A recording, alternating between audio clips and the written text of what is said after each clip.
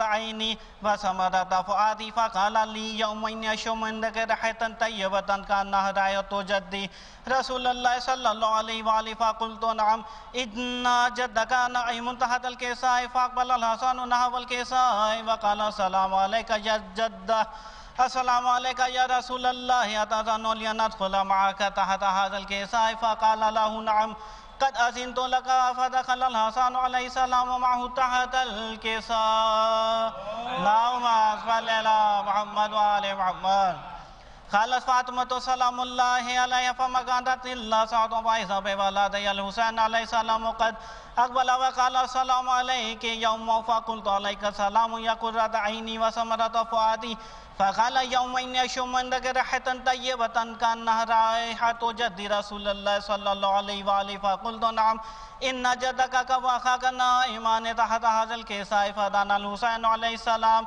نحو الكساء وقال السلام عليك يا جد والسلام عليك يا من اختار الله أتأذن لي أن أكون معكم تحت هذا الكساء فقال له نعم قد أذنت لك يا حسين فدخل معهم الحسين تحت الكساء اللهم صل على محمد وآل محمد قالت فاطمة عليه السلام فما كانت إلا صوت وعيسى بأبي الحسن علي عليه السلام قد أقبل فقال السلام عليك يا بنت رسول الله فقلت عليك السلام يا أمير المؤمنين فقال يا فاطمة إني أشم عندك ريحة طيبة كأنها رائحة أخي وابن عمي رسول الله فقلت نعم هو ما ولديك نائم تحت هذا الكساء فأقبل علي عليه السلام نحو الكساء وقال السلام عليك يا من اختار الله أتأذن لي أن أدخل معكم تحت هذا الكساء قال نعم قد أذنت لك فدخل علي معهم تحت الكساء اللهم صل على محمد قالت فاطمة سلام الله عليها ثم أقبلت نحو الكساء وقلت السلام عليك يا أبت السلام عليك يا رسول الله أتأذن لي أن أدخل معكم تحت هذا الكساء قال نعم قد أذنت لك فدخلت معهم تحت الكساء اللهم صل على محمد وآل محمد قالت فاطمة فلما اكتملنا جميعا تحت الكساء قال العلم يا ملائكتي وسكان السماوات وعزتي وجلالي إني ما خلقت السماء مبنية ولا حمادية ولا قمرا منيرا ولا الشمس مضيئة ولا فلكا يدور ولا بحر يجري ولا فلك يسري إلا في محبة هؤلاء الخمسة الذين هم تحت الكساء اللهم صل على محمد وعلى محمد فقال جبرائيل عليه السلام يا رب ومن تحت الكساء قال الله تعالى هم أهل بيت النبوة ومعدن الرسالة وهم فاطمة وأبوها وبعلها وبنوها اللهم صل على محمد وعلى محمد فقال جبرائيل يا رب أتأذن لي أن أهبط إلى الأرض لأكون معهم سادسا فقال الله تعالى نعم قد أذنت لك فأهبط الأمين جبرائيل وأقبل نحو الكساء وقال السلام عليك يا رسول الله السلام عليك يا من اختار الله إن الله عز وجل يقرأك السلام ويخصك بالتحية والإكرام ويقول لك وعزتي وجلالي إني ما خلقت السماء مبنية ولا حمادية ولا قمرا منيرا ولا شمس مضيئة ولا فلك يدور ولا بحر يجري ولا فلك يسري إلا لأجلكم فمحبتكم وقد أذن لي أن أدخل معكم تحت هذا الكساء فهل تأذن لي أنت يا رسول الله أن أدخل معكم فقال قد أذنت لك فدخل جبرائيل معهم تحت الكساء اللهم صل على محمد وآل محمد وقال لهم إن الله عز وجل قد أوحى إليكم يقول إنما يريد الله ليذهب عنكم الرجس أهل البيت ويطهركم تطهيرا اللهم صل على محمد وآل محمد فقال علي عليه السلام يا رسول الله اخبرني ما لجلوسنا هذا تحت الكساء من الفضل عند الله تعالى فقال النبي والذي بصرني بالحق انه يصطفاني برسالة النجم ذكر خبرنا هذا في محفل من محافل الأرض وفي جمع من شياطين ومحبين إلا من نزلت عليهم الرحمة وحفت بهم الملائكة واستغفرت لهم إلا أن يتفرقوا اللهم صل على محمد وآل محمد فقال علي عليه السلام إذا والله فزنا وسعدنا وكذلك الشياطين فازوا وسعدوا رب الكعبة فقال رسول الله والذي بعثني بالحق انهم يصطفاني برسالة ناجية وذكر خبر هذا في محفل من محافل الارض وفيه جم من شيطان وفيه مهموم الا وفرج اللهم ولا مغموم الا وكشف الله غمه ولا طالب حاجة الا وقضى الله حاجته. فقال علي اذا والله فزنا وسعدنا وكذلك شيطان فاز وسعيد في الدنيا والاخرة. اللهم صل على محمد وآل محمد. اللهم صل على محمد وآل محمد. اللهم صل على محمد وآل محمد. بسم الله الرحمن الرحيم. اللهم إني أسألك بحق محمد وأنت المحمود وبحق علي وأنت الأعلى وبحق فاطمة وأنت فاطر السماوات والأرض وبحق الحسن وأنت المحسن وبحق الحسين وأنت قديم الإحسان وبحق الأئمة التسعة الطاهرين من ذرية عليهم السلام. اللهم صل على محمد.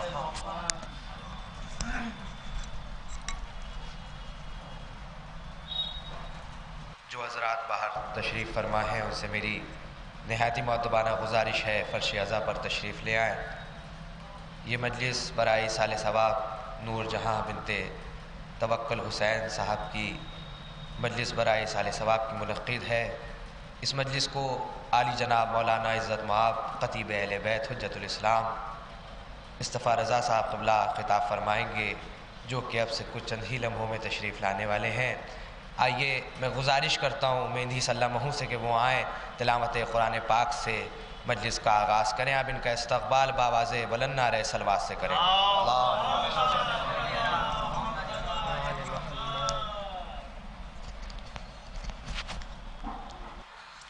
اعوذ باللہ من الشیطان الرجیم.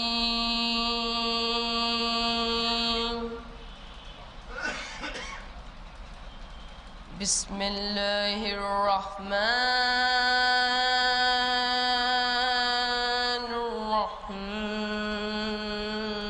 الرحیم.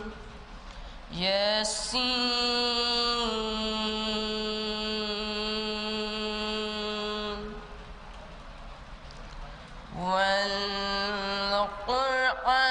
والقرآن الحکیم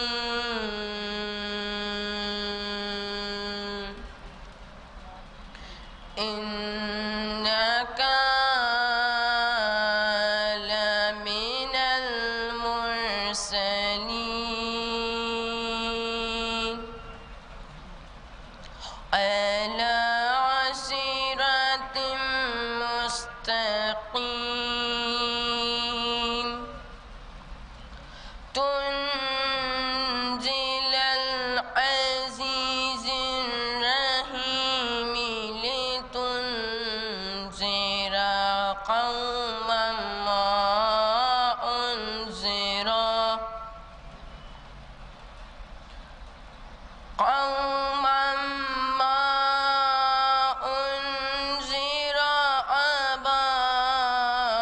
آباؤهم فهم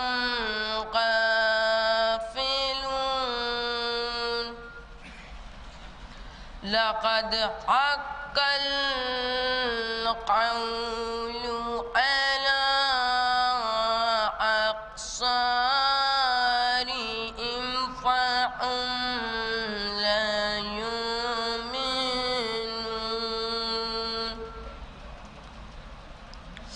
إنا جعلنا في أعناقهم أغلالا فهي على الأذقان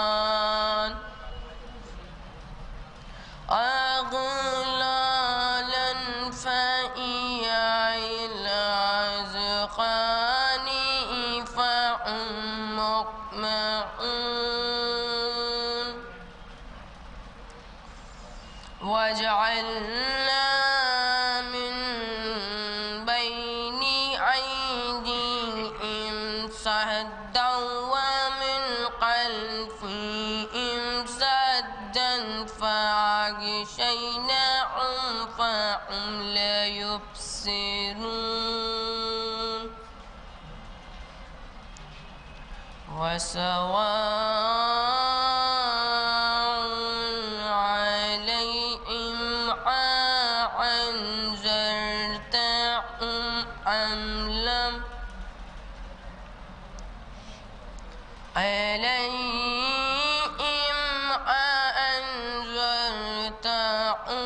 أم لم تنذرهم لا يؤمنون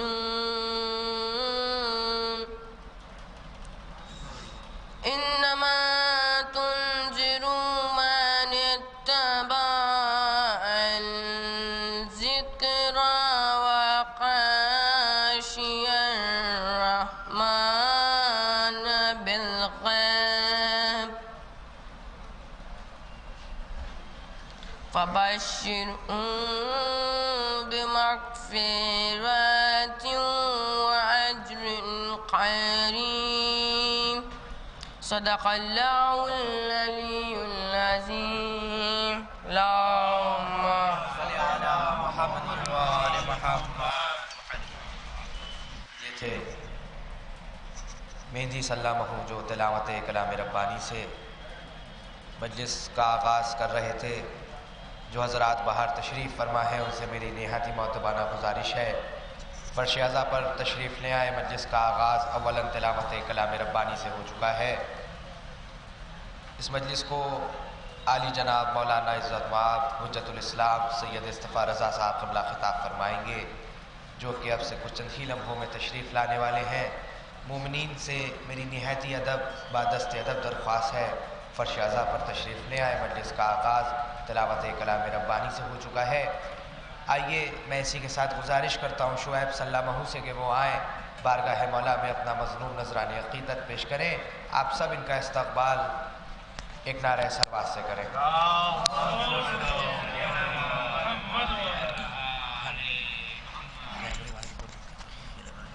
بآواز بلند نعرہ صلوات.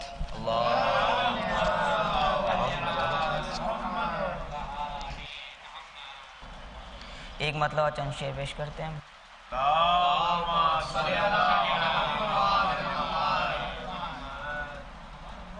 یہ شجاعت کا کرشمہ میرے عباس کا ہے. یہ شجاعت کا کرشمہ میرے عباس کا ہے. یہ شجاعت کا کرشمہ میرے عباس کا ہے. آج بھی گھاٹ پہ قبضہ میرے عباس کا ہے. آج بھی گھاٹ پہ قبضہ میرے عباس کا ہے. زد پنے دے کی جو آیا وہ جہنم میں گیا.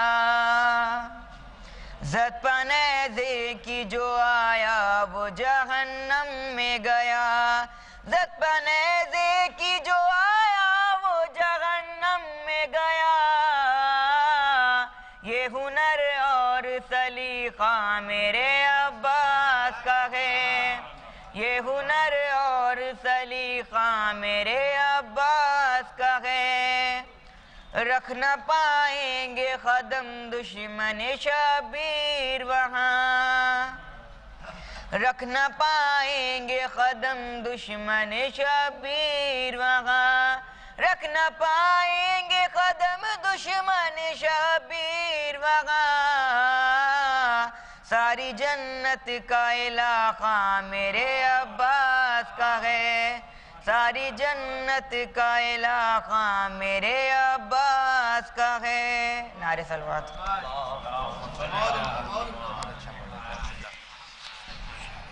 یہ تھے شعیب جو بارگاہ مولا ابو الفضل عباس میں اپنا مظلوم نذرانِ عقیدت پیش کر رہے تھے.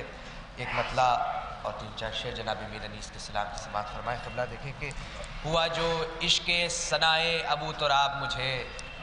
ہوا جو عشق ثنائے ابو تراب مجھے اور خدا نے کر دیا ذرے سے آفتاب مجھے. خدا نے کر دیا ذرے سے آفتاب مجھے اور زمین ہند میں مٹی میری خراب نہ ہو. زمین ہند میں مٹی میری خراب نہ ہو، کرو نجف میں طلب یا ابو تراب مجھے، کرو نجف میں طلب یا ابو تراب مجھے، اور کیے جو آگے نکیرین نے سوال انیس، کیے جو آگے نکیرین نے سوال انیس، بتا دیے میرے مولا نے سب جواب مجھے، بتا دیے میرے مولا نے سب جواب مجھے۔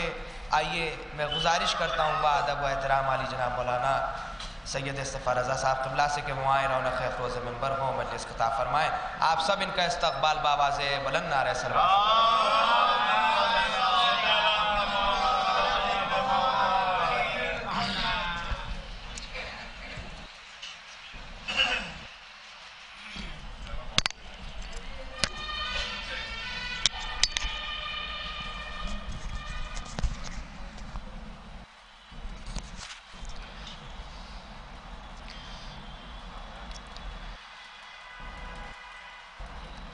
ایصال ثواب کے لیے ایک مرتبہ سورہ حمد اور 3 بار سورہ توحید کی تلاوت فرما کر مرحومہ کی رکوع سے بسم اللہ الرحمن الرحیم الحمد للہ رب العالمین الرحمن الرحیم مالک یوم الدین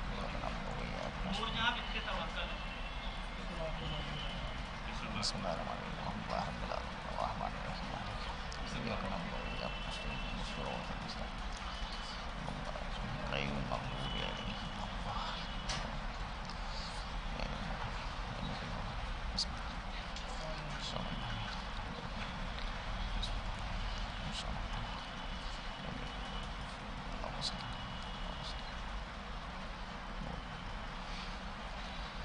اعوذ باللہ السمیع العلیم من الشیطان الرجیم بسم اللہ الرحمن الرحیم الحمدللہ رب العالمین والصلاة والسلام علی اشرف الانبیاء والمرسلین خاتم النبیین شفیع ذنوبنا و طبیب نفوسنا مولانا ابی القاسم محمد وآلہ الطیبین الطاہرین ولعنۃ اللہ علی اعدائہم اجمعین من الآن الى قیام یوم الدین اما بعد وقد قال اللہ تبارک وتعالی فی کتابہ المبین وهو اصدق الصادقین وقولہ الحق بسم اللہ الرحمن الرحیم وقضى ربك أن لا تعبدوا إلا إياه وبالوالدين إحسانا صلوات محمد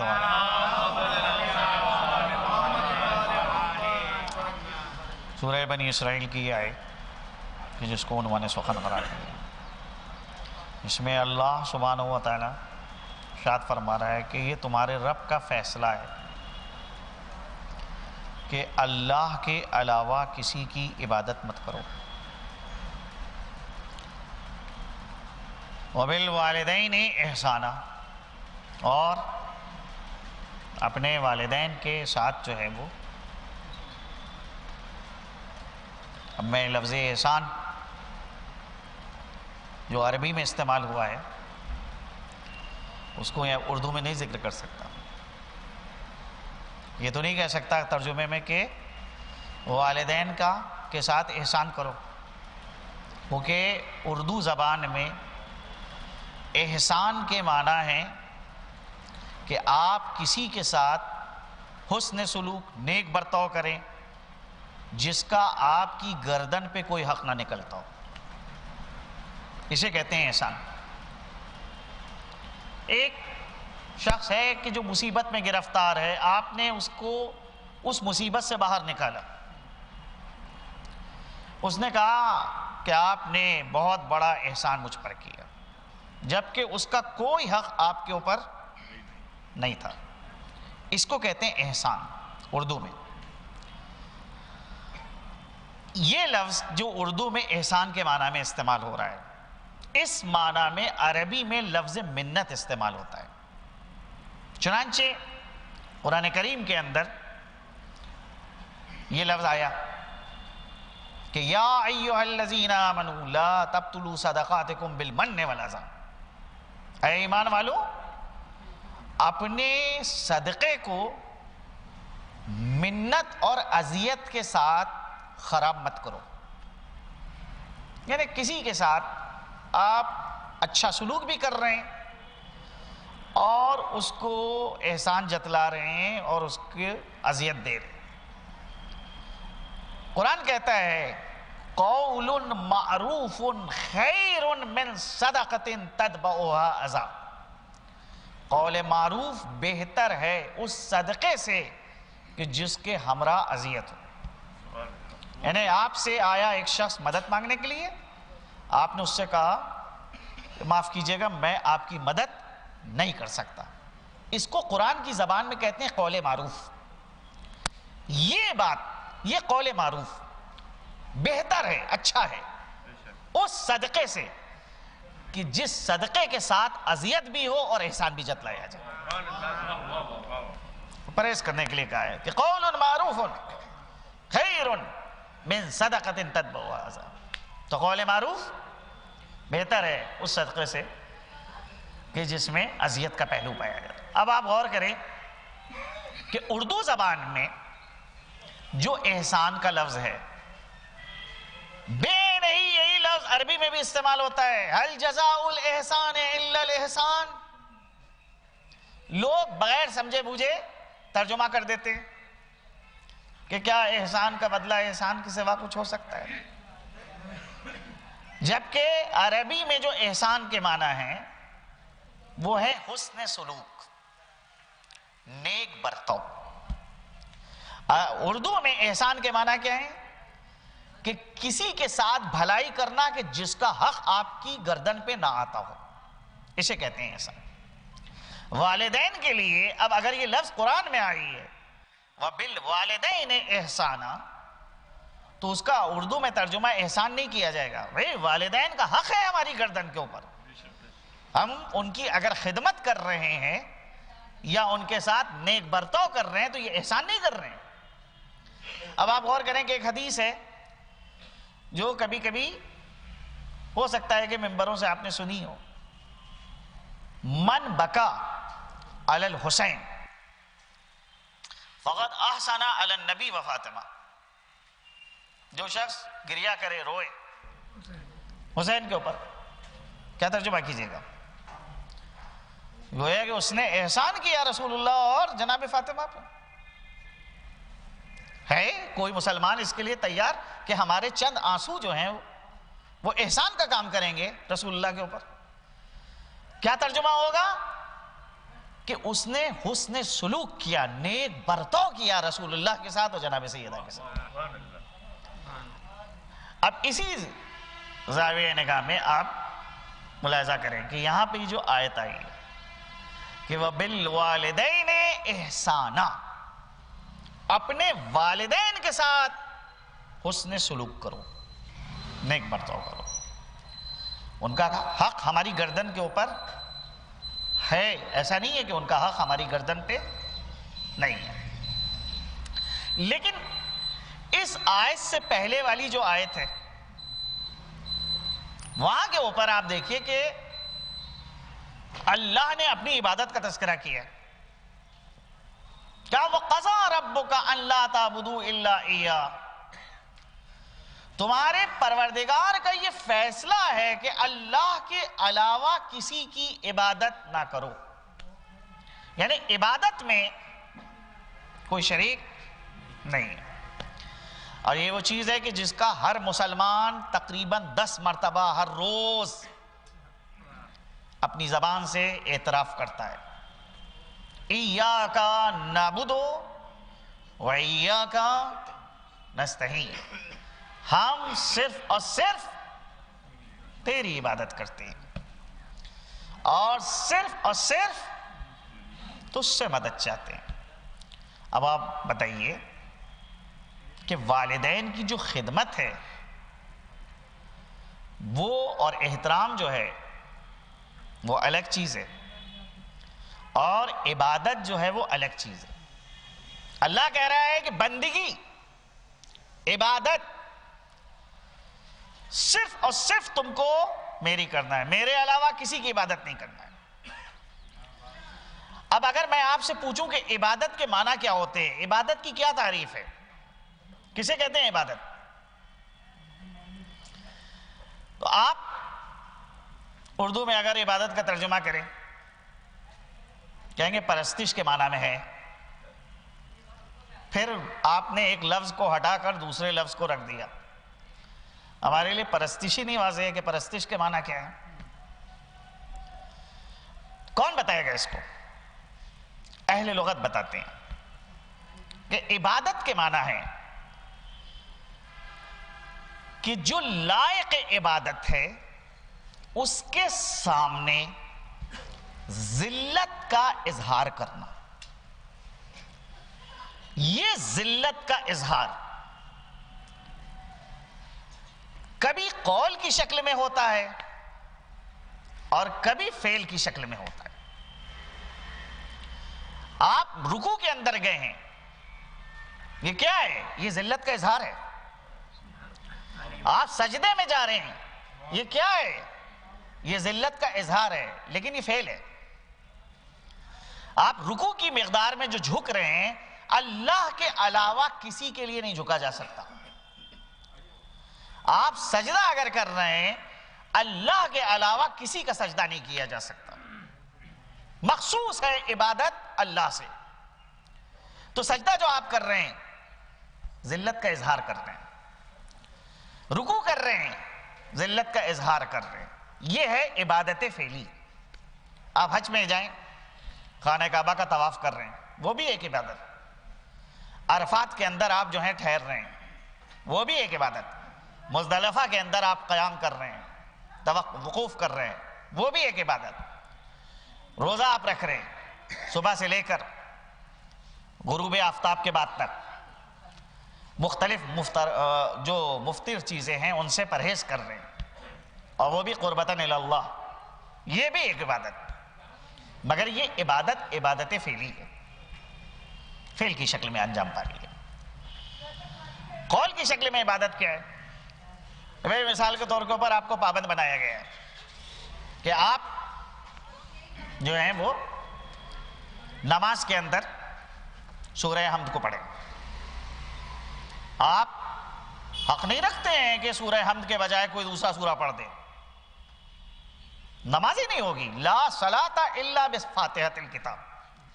کوئی نماز ہو ہی نہیں سکتی جب تک کہ سورہ فاتحہ سورہ حمد کو نہ پڑھا جائے. تو آپ پابند ہیں سورہ حمد کے پڑھنے کے لیے. آپ رکوع کے اندر جو ذکر کرتے ہیں اس ذکر کے آپ پابند ہیں کہ بھئی مثال کے طور کے اوپر آپ جو ہیں رکوع میں آپ کہہ رہے ہیں سبحان ربی العظیم و بحمدہ. یہ سبحان اللہ پاک و پاکیزہ ہے میرا پروردگار.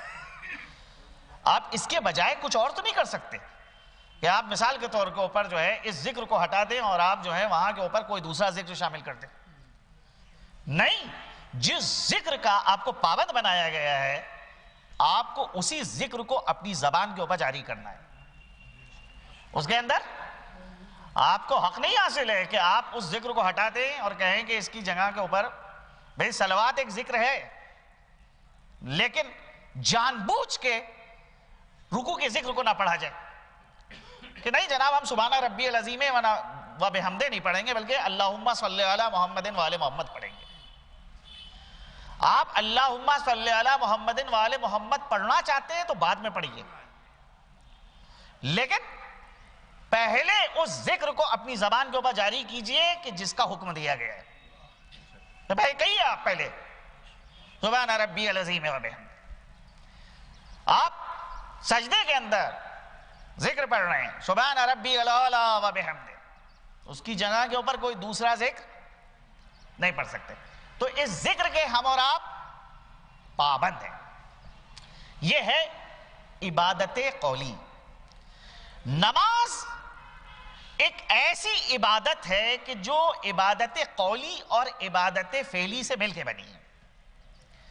اس عبادت کے اندر کسی کو نہیں شریک کیا جا سکتا، چاہے اس کی جتنی چاہے منزلت ہو مرتبہ ہو، وہ اپنی جگہ احترام کیا جائے گا جناب، لیکن عبادت مخصوص ہے اللہ سے.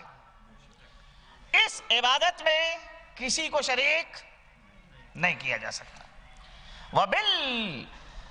والدین احسانا، والدین کے ساتھ جو ہے حسن سلوک ہوگا، لیکن ان کے سامنے بھی اس ذلت کا اظہار نہیں کیا جا سکتا کہ آپ جو ہے مثال کے طور کے اوپر والدین کو خوش کرنے کے لیے کہیں کہ اگر خدا کو سجدہ کرتے ہیں تو ان کے سامنے بھی سجدہ کر لیں، خدا کے سامنے جو ہے وہ رکوع کرتے ہیں ان کے سامنے بھی رکوع کر لیں. نہیں، اس بات کی اجازت نہیں ہے.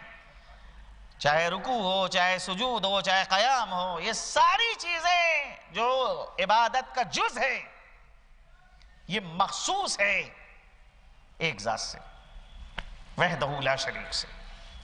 لیکن والدین کے ساتھ بھئی ان کے احترام کے اندر کسی قسم کی کوئی کمی نہیں ہونا چاہیے. ان کی آواز سے اپنی آواز کو اونچا نہیں کرنا چاہیے. اگر کوئی ان کی بات ناگوار بھی گزر رہی ہے تو اس کا اظہار نہیں کرنا چاہیے. یہ ساری چیزیں جو ہیں وہ بہرحال اسلام نے جو ہے وہ اپنے ماننے والوں کو تعلیم کری. قرآن نے صراحت کے ساتھ جو ہے اس کا ذکر کیا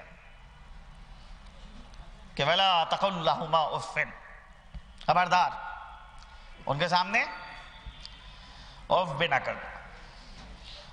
وَلَا تَنْهَرْهُمَا، ان کو ناراض مت کرنا.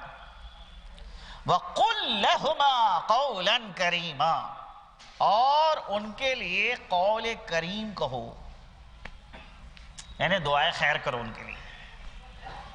کیا دعائے خیر ہوگا؟ خود قرآن تعلیم کر رہا ہے. وَقُلْ رَبِّ ارْحَمْهُمَا كَمَا رَبَّيَانِي صَغِيرًا، پروردگارا تو ان دونوں کے اوپر اسی طرح سے رحم کر جیسے بچپنے میں انہی نے میرے اوپر رحم کیا. بچہ ہے اگر پڑا رہے اور ماں اس کو نہ اٹھائے اور اس کی گریے کے اوپر متوجہ نہ ہو تو یہ بچہ کیا کر سکتا ہے؟ وہ راتوں کو اپنی نیند کو خراب کرنا، اولاد کے درد کی خاطر تڑپنا، یہ جذبہ اور یہ ارادہ صرف اور صرف جو ہے وہ ماں باپ کے اندر پایا جاتا ہے، ماں کے اندر پایا جاتا ہے کہ میں فنا ہو جاؤں، میرا بچہ جو ہے وہ سلامت رہے. کسی نے معصوم سے آ کے کہا کہ میری ماں دنیا سے رخصت ہو گئی ہے. کہا بہت پھر اب احتیاط کرو، بہت زیادہ جو ہے اپنے سلسلے میں تم کو فکر مند رہنا چاہیے، کیونکہ وجہ یہ ہے کہ وہ ذات اب تمہارے گھر سے چلی گئی جو تمہارے لیے دعائیں کرتی تھی، اور اس کی دعا میں کوئی غرض نہیں شامل ہے. یعنی اولاد کی سلامتی کے لیے اگر ماں دعا کر رہی ہے تو اس دعا میں خود ماں کی یا باپ کی کوئی غرض نہیں شامل ہوتی. خواہش ان کی یہی ہوتی ہے کہ بس یہ بچہ جو ہے وہ سلامت رہے، یہ پروان چڑھے. دیکھیے وہ ایک جو جذبہ ہے اس کی جانب آپ توجہ دیجئے، اور یہ ایک حقیقت ہے کہ جو احساسات اور جو جذبات ماں باپ کے دل میں اولاد کے لیے ہوتے ہیں، وہ احساسات اور وہ جذبات اولاد کے دل میں ماں باپ کے لیے نہیں ہوتے. یہ ایک مسلمہ حقیقت ہے، اس سے انکار نہیں کیا جا سکتا. بھئی ماں باپ کی بچہ خدمت کرتا ہے، ان کے حکم کے اوپر کان دھرتا ہے، لیکن یہ جذبہ نہیں ہوتا کہ میں فنا ہو جاؤں، میں ختم ہو جاؤں اور میرے ماں باپ جو ہیں وہ زندہ رہیں اور سلامت رہیں. اولاد کے لیے لیکن یہ جذبہ ہوتا ہے کہ میں فنا ہو جاؤں، میری اولاد زندہ رہے. کیا وجہ ہے ایسی؟ کیوں ایسا جو ہے انسان کے اندر یہ جذبہ جو ہے ماں باپ کے حوالے سے نہیں پایا جاتا ہے لیکن اولاد کے لیے پایا جاتا ہے؟ وہ محبت جو اولاد کے حوالے سے پائی جاتی ہے وہ ماں باپ کے حوالے سے کیوں نہیں پائی جاتی؟ وجہ کیا ہے اس کی؟ سبب کیا ہے؟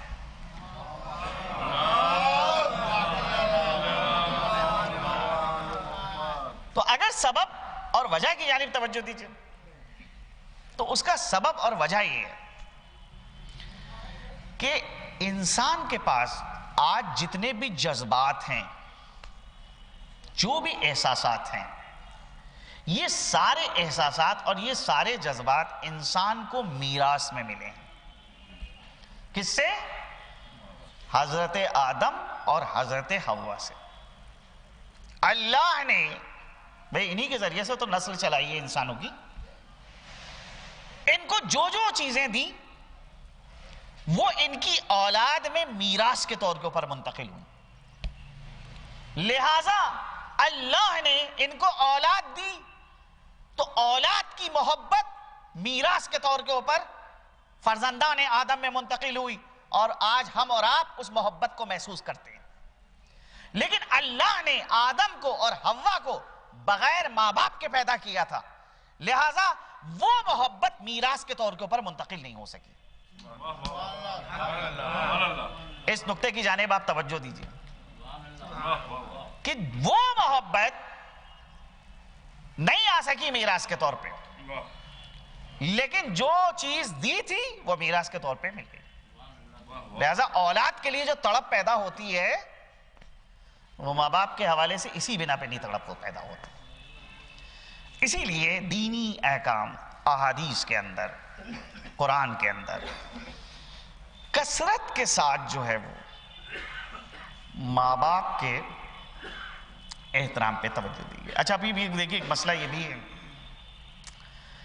کہ اگر مکتب فکر تبدیل ہو جائے، مشرب بدل جائے، آپ جناب جو ہیں وہ کسی اور دین کے ماننے والے ہیں اور ماں باپ کسی اور دین کے ہو جائیں یا کسی اور دین کے ہوں، سوال اٹھتا ہے کہ اس وقت آپ ان کا احترام کریں گے کہ نہیں کریں گے؟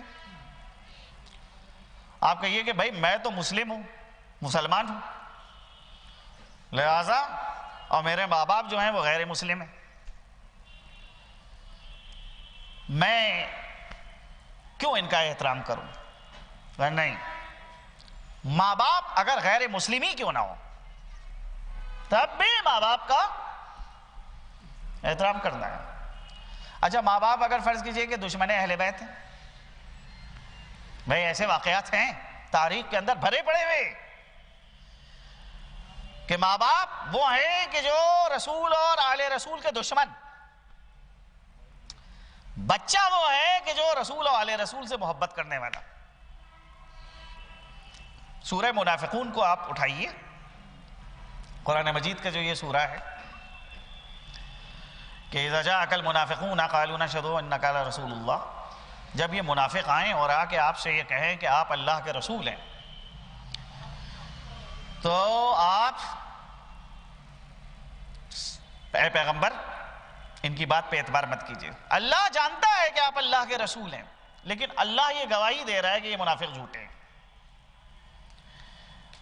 شان نزول کیا ہے اس سورے کی؟ عبداللہ ابن ابی نام کا ایک شخص ہے جو مدینے کے اندر جناب پیغمبر اسلام جب مدینے میں ہجرت کر کے تشریف لائے ہیں، اس وقت وہاں کے اوپر تھا، مدینے کے لوگ جو ہیں وہ اس کو اپنا بادشاہ اور امیر بنانا چاہ رہے تھے، کیونکہ ہوا یہ تھا کہ مدینے میں دو قبیلے تھے، اوس اور خزرج، جو ہمیشہ لڑتے رہتے تھے. بعد میں ایک مرتبہ ایک جنگ میں عبداللہ ابن ابی نے اپنے قبیلے کا ساتھ نہیں دیا اور یہ کہا کہ بھئی تم لوگ جو ظالم ہو، میں تمہارا ساتھ نہیں دوں گا، بے طرف رہا. آپس میں وہ لوگ بیٹھے اور بیٹھ کے یہ طے کیا کہ کب تک کہ بھئی ہم لوگ لڑتے رہیں گے، کب تک جنگ کرتے رہیں گے، اس جنگ کا خاتمہ ہونا چاہیے. کئی سو سال سے یہ جنگ چل رہی ہے، نسل بعد نسل جنگ چل رہی ہے، ختم ہی نہیں ہو رہی ہے جنگ. لہٰذا جو ہے ہماری ایک حکومت ہونا چاہیے اور اس حکومت کے ماتحت جو ہے ہم اپنے زندگی کے امور کو طے کریں. تو اب سوال اٹھتا تھا کہ کس کو جو ہے حاکم بنایا جائے؟ اوس کے افراد کو حاکم بنایا جائے یا خزرج کے افراد کو حاکم بنایا جائے؟ اگر اوس کے افراد کو حاکم بنایا گیا تو مسئلہ ہے کہ خزرج والے راضی نہیں ہوں گے کہ بھئی ہمارے دشمن قبیلے کا ہے، یہ میرا حاکم کیسے بن سکتا ہے. خزرج والے کو بنایا جائے تو اوس والے راضی نہیں ہوں. چنانچہ طے یہ پایا کہ عبداللہ ابن ابی کو حاکم بنا دیا جائے، کیونکہ جب جنگ ہوئی تھی تو اس موقع کے اوپر اس نے اپنے قبیلے کا ساتھ نہیں دیا. ایسا انسان کہ جو بے طرف رہا تھا جنگ سے، اس کو حاکم بنا لیا جائے، دونوں قبیلے اس کی بات کو مانیں گے. وہ جناب حکومت جو ہے اس کے لیے کہ حاکم بنانے کے لیے ان کا تاج جو ہے وہ بننے کے لیے دیا گیا، اور تاج بن رہا تھا. اس سے پہلے کہ تاج بنے اور اس شخص کو حاکم بنایا جائے، جناب پیغمبر اسلام ہجرت کر کے مدینے آ گئے. وہ لوگ پیغمبر کے ارد گرد جمع ہو گئے اور اسلام قبول کر لیا. نتیجہ یہ ہے کہ خود پیغمبر نے جب دیکھا کہ اتنی تعداد ہے کہ اب حکومت بنائی جا سکتی ہے تو وہاں کے اوپر حکومت تشکیل دے دی. وہ خواب جو بیچارہ عبداللہ ابن ابی دیکھ رہا تھا کہ میں حاکم بنوں گا، اس کا تاج جو ہے بنوایا جا رہا تھا، وہ تاج ویسے کا ویسے ہی میوزیم میں چلا گیا اور وہ ایک عام شہری کے طور کے اوپر زندگی گزارنے لگا. لہذا دل کے اندر ایک کینہ پیدا ہو گیا کہ بھئی ان کی خاطر میں حاکم نہیں بن سکا. چنانچہ بظاہر اس شخص نے اسلام قبول کر لیا. جب دیکھا بھئی ہوتا ہے نا، ہوا کا رخ لوگ دیکھتے ہیں، کس سمت میں ہوا جا رہی ہے. اگر سب جو ہے وہ دیندار ہو رہے ہیں تو سب کی چہروں پہ جناب داڑیاں بھی نظر آنے لگیں گی، مسجدیں بھی بڑھ جائیں گی. اور اگر بے دینی کا بازار گرم ہو جائے تو ہر شخص جو ہے وہ اپنی بے دینی کو بڑھ چڑھ کے جو ہے وہ ثابت کرنے پہ طلوع ہو جائے گا کہ آپ نے جو ہے وہ جناب یہ بات کہی، ہم اس سے بڑی بات کہہ سکتے ہیں. آپ جو ہیں وہ ہمارے عقیدے کے خلاف یہ بات کر رہے ہیں، ہم اس سے بڑا جو ہے اپنے عقیدے کے خلاف ثبوت پیش کر سکتے ہیں. چنانچہ عبداللہ ابن ابی بظاہر مسلمان ہوا لیکن اندر سے منافق تھا. ایک جنگ کے دوران واپس آ رہا ہے رسول اللہ کا لشکر، کنویں کے اوپر پانی بھرنے کے لیے کچھ لوگ گئے، وہاں جو ہے آپس میں جھگڑا ہو گیا. اب جو جھگڑا ہوا تو یہ جھگڑا کس کے اندر ہوا؟ مہاجرین اور انصار کے درمیان. مہاجرین نے اپنی مدد کے لیے پکارا مہاجروں کو کہ آؤ میری مدد کرو، انصار نے اپنی مدد کے لیے پکارا کہ آؤ میری تم مدد کرو. ایسے جھگڑے جب ہوتے ہیں تو سیاس اور شاطر قسم کے لوگوں کو فائدہ کا موقع مل جاتا ہے. چنانچہ عبداللہ ابن ابی نے یہ جملے کہے اپنے خاص ساتھیوں کے درمیان کہ یہ ذلیل اور پست لوگ مکے سے باہر نکال دیے گئے تھے، ہم نے ان کو مدینے کے اندر جگہ دی، آج یہ ہم کو آنکھیں دکھاتے ہیں. دیکھو جب ہم مدینے واپس جائیں گے تو ہم صاحبان عزت ان ذلیل لوگوں کو گھر سے باہر نکال دیں گے، مدینے سے باہر نکال دیں گے. وہاں پر پیغمبر اسلام کے ایک صحابی زید ابن ارقم موجود تھے، دور پہ کھڑے تھے. انہی نے عبداللہ ابن ابی کی یہ ساری باتیں سن لی. جوان صحابی، انہیں نے آگے جناب پیغمبر اسلام سے نقل کیا کہ یا رسول اللہ عبداللہ ابن ابی آپ کی شان میں ایسی گستاخی کر رہا تھا، وہ کہہ رہا ہے کہ یہ ذلیل افراد ان کو ہم مدینے سے باہر نکالیں گے. پیغمبر نے جب سنا اس بات کو تو بہرحال پیغمبر کے چہرے سے ایسے آثار ظاہر ہوئے کہ جس سے لوگوں کو پتہ چل گیا کہ پیغمبر جو ہیں خوش نہیں. چنانچہ مہاجرین آئے کہا یا رسول اللہ کس نے آپ کو ستایا ہے، کس نے اذیت دی ہے؟ اگر کوئی شخص مہاجروں میں سے ہے تو آپ ہمیں بتائیے، ہم اس کو سزا دیں. انصار آتے ہیں کہتے ہیں یا رسول اللہ اگر کوئی شخص انصار میں سے ہے اس نے آپ کو اذیت دی ہے، آپ آئیے، آپ مجھے بتائیے، ہم اس کو سزا دیں گے، مواخذہ اس کا کریں گے. جب بہت اصرار لوگوں نے کیا تو پیغمبر نے بتایا کہ میرے متعلق عبداللہ ابن ابی نے یہ جملہ کہا ہے. عبداللہ ابن ابی کو فوراً حاضر کیا گیا کہ تو نے رسول اللہ کے سلسلے میں یہ جملہ کہا ہے کہ ہم صاحبان عزت ان ذلیل افراد کو مدینے سے باہر کر دیں گے. منافق کا کام یہ ہوتا ہے کہ وہ اپنی بات کہہ کے مکر جاتا ہے، جھوٹ کا سہارا لیتا ہے. اس نے فوراً جھوٹی قسم کھا لی، نہیں میں نے تو نہیں کہا ہے، میرے اوپر الزام لگایا گیا ہے. چنانچہ لوگ زید ابن ارقم کی جانب آ گئے اور کہا کہ ہیں تم ایک عزت دار آدمی کو بدنام کر رہے تھے. اب زید ابن ارقم اپنی سچائی کو کیسے ثابت کرے؟ کیونکہ زید ابن ارقم کے علاوہ اور کسی نے اس بات کو نہیں سنا ہے. زید ابن ارقم نے خدا سے مناجات کی کہ پروردگارہ تو واقف ہے دلوں کے راز سے، اے اللہ تو میری سچائی کو ثابت کر دے.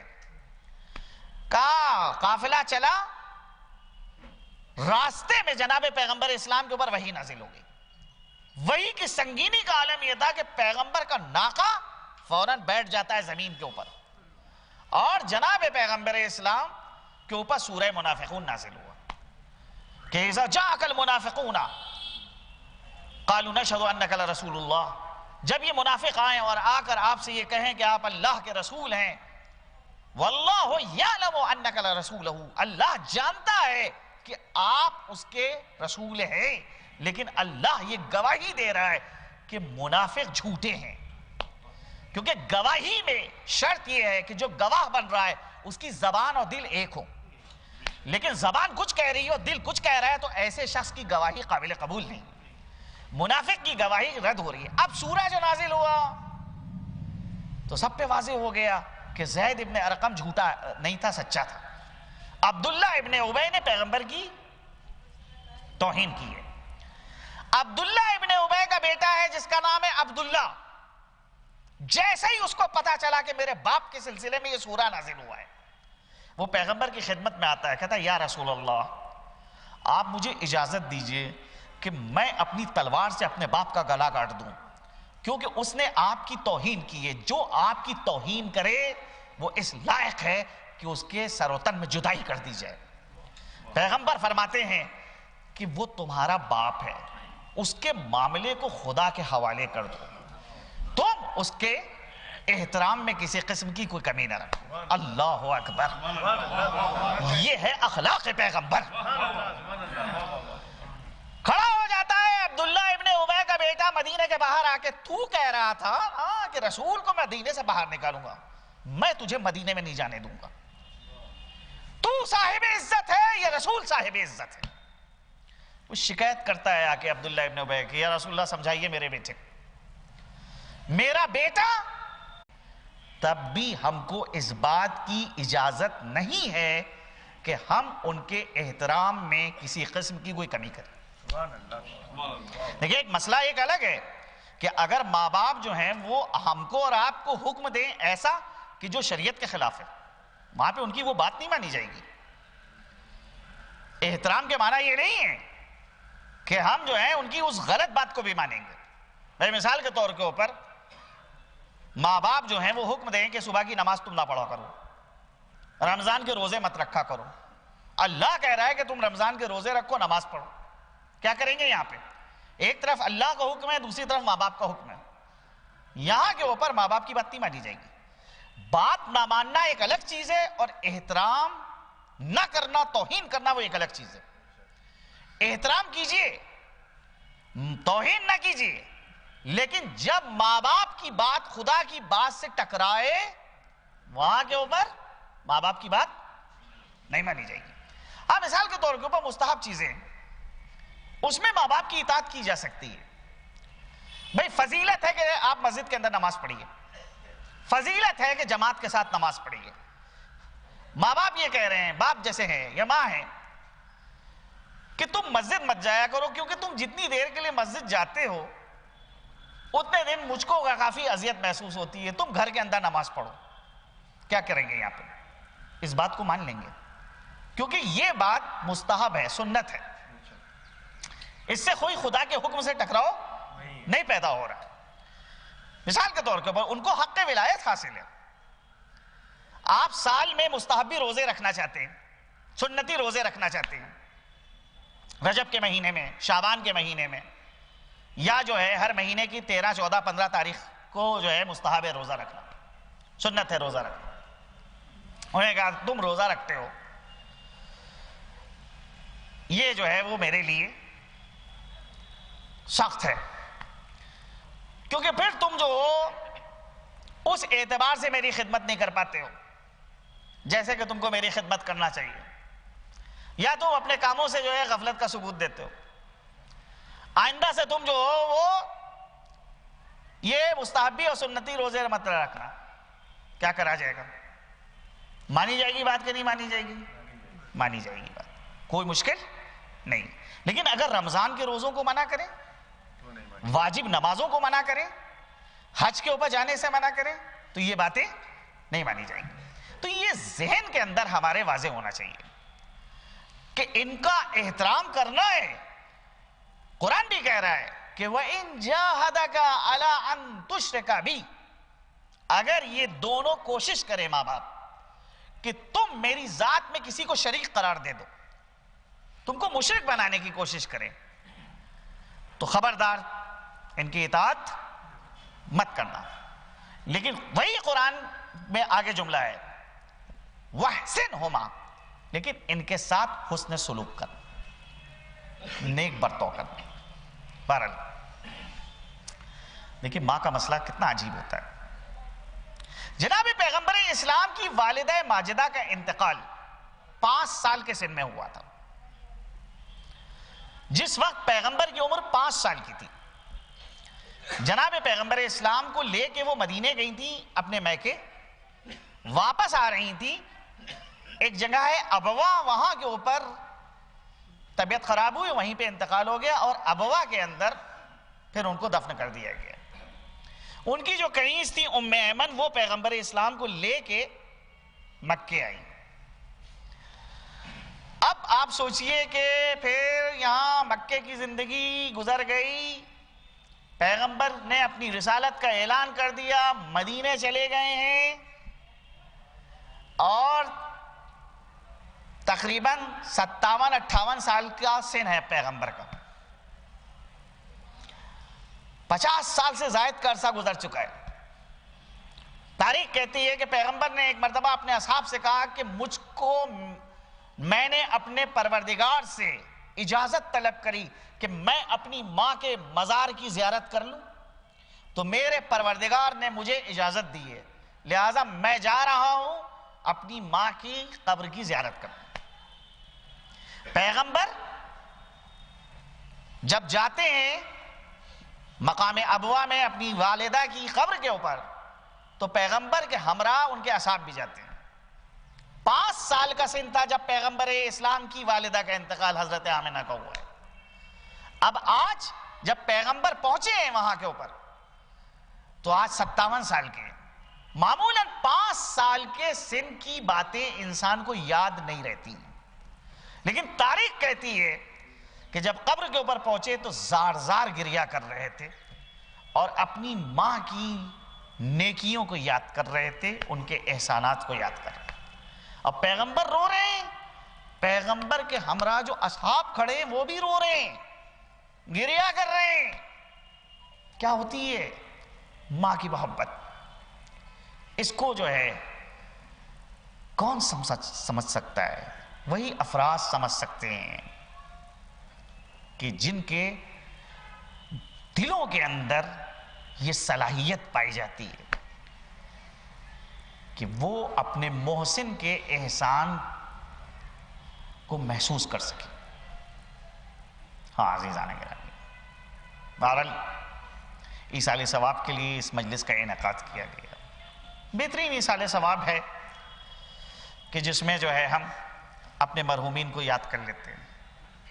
لیکن میں دیکھیں بار بار یہ بات کہتا ہوں, اور آج اب بھی آپ کے سامنے کہہ رہا ہوں, یہی پیغام ہے کہ ایصال ثواب کو محدود مت کیجیے.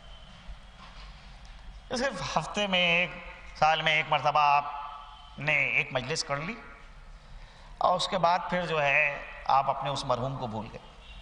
نہیں, پورے سال میں آپ کو یاد کرنا ہے اپنے مرحوم کو.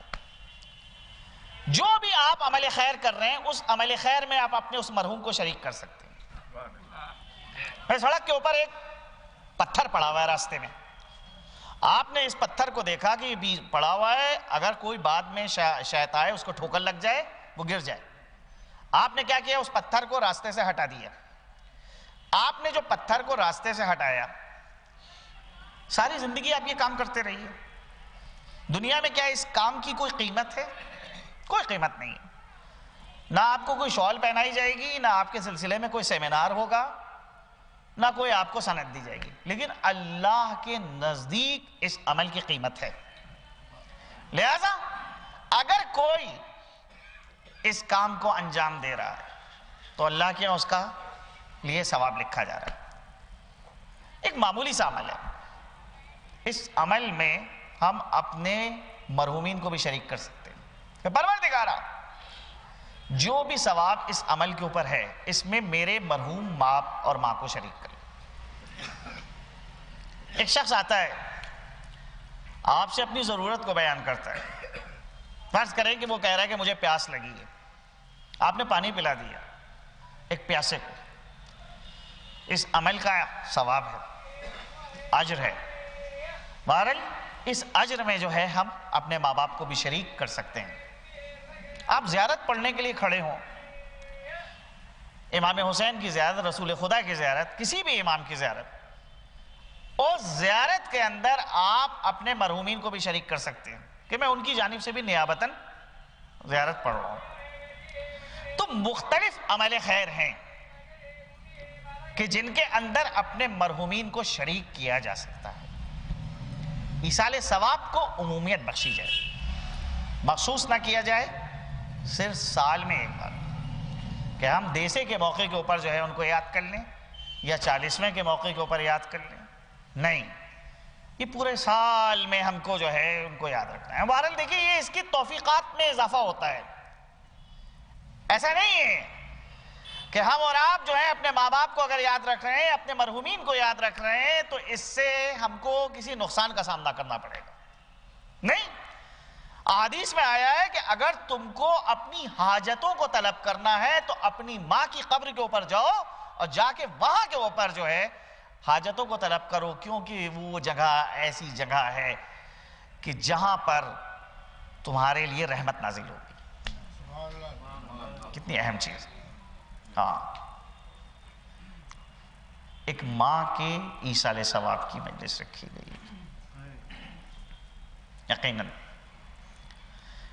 چاہے جتنی ماں کبیر السن ہو جائے بہرحال وہ ماں ہی رہے گی، اور اولاد جو ہے وہ چاہے جتنی زیادہ کبیر السن ہو جائے، طول عمر حاصل کر لے، وہ ماں باپ کے لیے بچہ ہی رہتا ہے، ٹھیک ہے، اس کو وہ بچے ہی سمجھتے ہیں کہ جیسے کل اس کی ولادت ہوئی، اسی نگاہ سے ان کو دیکھتے ہیں۔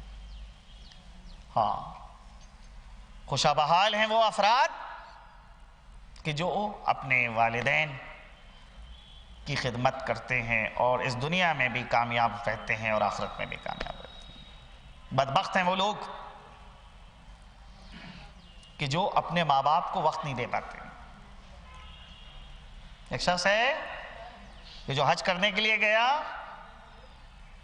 مقام منی میں کھڑے ہو کے زار زار گریہ کر رہا ہے، اللہ سے کہہ رہا ہے کہ پروردگارہ تو اپنی رحمت کو میرے پر نازل کرو۔ اس کے ساتھیوں نے کہا کہ یہ وہ شخص ہے کہ جو 6-7 سال ہو چکے ہیں اور اپنے باپ باپ سے ملنے کے لیے نہیں جاتا، کیا فائدہ ایسی عبادت کا؟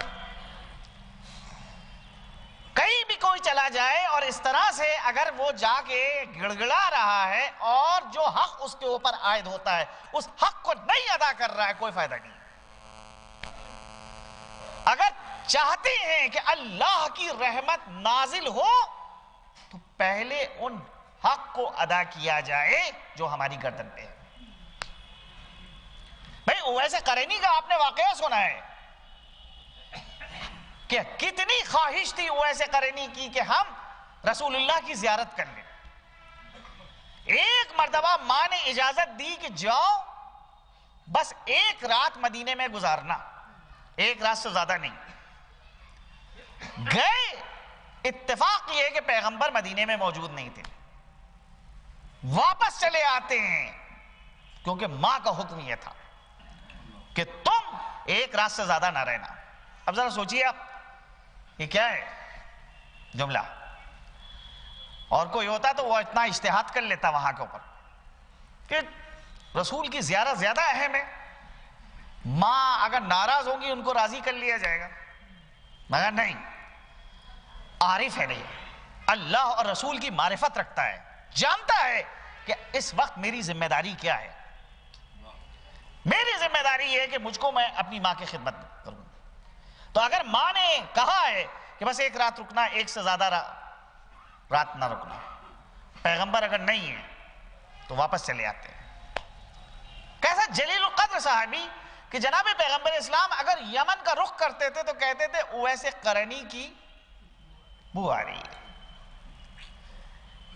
زندگی گزر جاتی ہے اویس قرنی کی اور انہیں نے رسول اللہ کی زیارت نہیں کری، نہیں دیکھ سکے،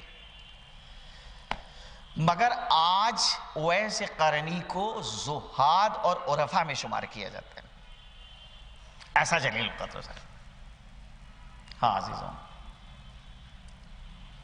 یقیناً ماں کے گزرنے کا صدمہ اگر کسی کو دریافت کرنا کہ کیسا ہوتا ہے تو اس صدمے کو حسنین سے پوچھے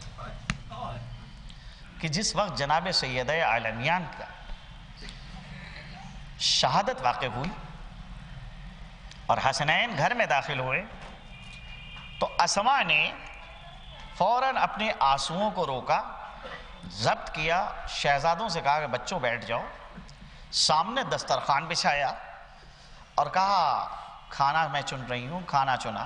بچے حیرت سے اسما کی شکل دیکھ رہے ہیں، کہتے ہیں اے اسما کیا تم نے کبھی ہم کو دیکھا ہے کہ ہم نے بغیر ماں کے کھانا کھایا؟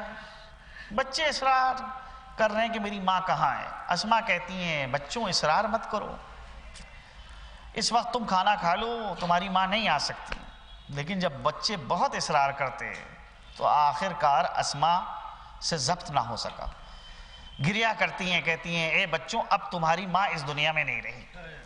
آج جیسے ہی حسنین نے یہ سنا روتے ہوئے مسجد میں جاتے ہیں، جا کے جناب امیر کو خبر دیتے ہیں۔ علی جیسا صابر فاطمہ کی خبر وفات اور خبر شہادت کو جو سنتا ہے، تاریخ کہتی ہے کہ اپنی کمر کو پکڑ لی اور پکڑنے کے بعد کہتے ہیں الان انکسر ظہری، ہائے افسوس کی میری کمر جو ہے ٹوٹ گئی۔ ہاں اس کے بعد جو ہے جناب امیر گھر میں آئے، حسب وصیت رات کی تاریکی میں غسل دیا، رات کی تاریکی میں کفن پہنایا، رات کی تاریکی میں دفن کے لیے جنازے کو آمادہ کیا۔ اور اس کے بعد جب جنازہ آمادہ ہو چکا تو صحن خانہ میں لا کے جنازے کو رکھا، کہا آؤ بچوں اور آ کر اپنی ماں سے ودا ہو لو۔ حسن آگے بڑھتے ہیں، سینے سے لپٹ جاتے ہیں، زینب و ام کلثوم آگے بڑھی، قدموں سے لپٹ گئی، مگر حسین اپنی جگہ کے اوپر کھڑے ہوئے۔ مولا کائنات حضرت امام حسین سے کہتے ہیں بیٹا آگے بڑھو، اپنی ماں سے رخصت ہو لو۔ کہتے نہیں، میں اس وقت تک کہ اپنی ماں کے پاس نہیں جاؤں گا جب تک کہ میری ماں خود مجھ کو آواز نہ دے۔ اس کے بعد جنازے کو خطاب کرتے ہیں، کہتے ہیں میں نے سنا ہے کہ جب مریم دنیا سے گئی تھی تو عیسیٰ کو کلیجے سے لگایا تھا۔ اے اماں، ارے کیا تم مریم سے مرتبے میں کم ہو؟ اب جیسے ہی حسین نے یہ آواز دی، بندے کفن ٹوٹتے ہیں، آواز آتی ہے اے میرے لال آؤ اور آ کے میرے سینے سے لگ جاؤ۔ ہاں حسین زہرا کے سینے سے لگ جاتے ہیں۔ میں کہوں گا اے فاطمہ، ارے آج آپ حسین کو اپنے کلیجے سے لگا رہی ہیں، سینے سے لگا رہی ہیں۔ ارے سن 61 ہجری میں آج سے 50 سال بعد جب آپ کا لخت جگر ارے گھوڑے سے زمین کے اوپر آئے گا، کوئی نہیں ہوگا کہ جو حسین کو سہارا دے۔ کوئی تیر مار رہا ہوگا، کوئی تلوار مار رہا ہوگا، کوئی نیزے کا وار کر رہا ہوگا، ارے جس کے پاس کچھ نہیں تھا وہ پتھر کھینچ کھینچ کے مار رہا ہے۔ ایسے موقع کے اوپر کون ہے کہ جو حسین کو اپنی آغوش سيعلم الذين ظلموا أي منقلب ينقلبون إنا لله وإنا إليه راجعون الہی بحق زہرا و ابیہا و بالہا و بنیہا۔ پروردگار اس مختصر سی مجلس کو قبولیت کا درجہ عنایت فرما، جس مرحومہ کے ایصال ثواب کی مجلس سے اس کے گناہان کبیرہ و صغیرہ کی مغفرت فرما، پسماندگان کو صبر جمیل عنایت فرما، جہاں جہاں مومنین آباد ہیں سب کی جان و مال و عزت و آبرو کی حفاظت فرما، پرچم اسلام کو سربلند فرما، پرچم کفر و نفاق کو سرنگوں فرما، ہمارے امام کے ظہور میں تاجیل فرما، ہم کو ان کے آوان و انصار و مددگار میں شمار فرما۔ ایک بار سورہ حمد و 3 بار سورہ توحید کی تلاوت فرما کر مرحومہ کی روح کو ایصال فرما دیجیے۔ بسم اللہ الرحمن الرحیم، الحمد للہ رب العالمین الرحمن الرحیم مالک یوم الدین، ایاک نعبد و ایاک نستعین، اهدنا الصراط المستقیم صراط الذین انعمت علیہم غیر المغضوب علیہم ولا الضالین۔